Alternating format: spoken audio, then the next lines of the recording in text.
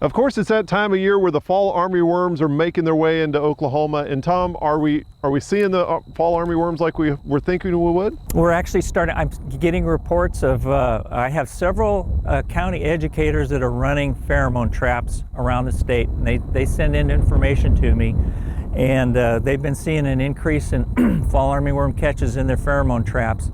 And as a matter of fact, we're running a set of traps right here in Perkins, where we're working to test out different pheromone dispensers. Right. And they're specifically for fall armyworms. But the bottom line is we are seeing flights coming in. I'm getting reports. So there's a lot of concern about it right now. What should producers be doing this time of year for their future crops?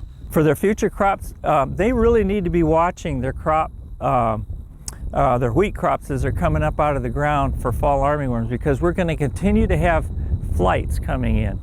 Just because we're catching moths doesn't mean that a particular field is going to have a lot of egg lay, but it is a early warning sign that should get producers out looking at their fields and checking to make sure if they're seeing evidence of feeding, the early feeding, the window painting that we talk about. Right. That's an early key.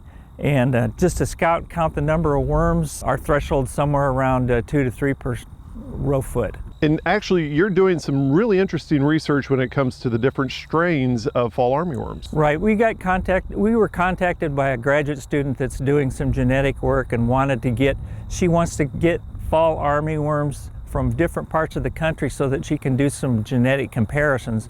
And so part of our work this summer is that we occasionally send her some of the not the caterpillars, but the moths that we're catching, and then she squishes them and does their DNA stuff with them. And we have 2 strains that we know of. One's called the rice strain, one's called the corn strain, and they appear to prefer different crops, food crops, when they're feeding. So we typically, if you're a wheat grower, we typically get the corn strain, but if you're trying to grow Bermuda grass or something, sometimes that one's the rice strain that comes in.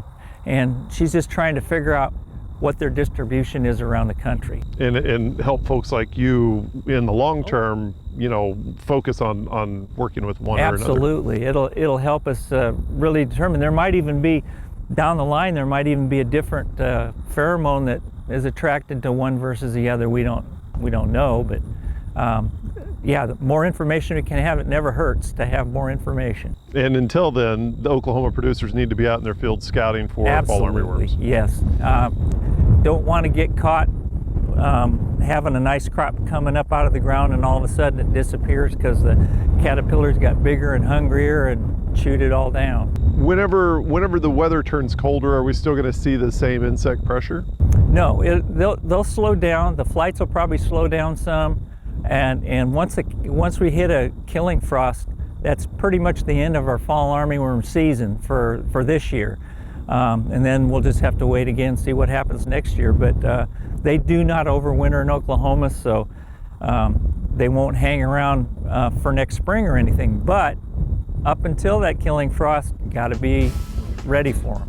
Excellent. Thank you very much, Dr. Tom Royer, Extension Entomologist here at Oklahoma State University.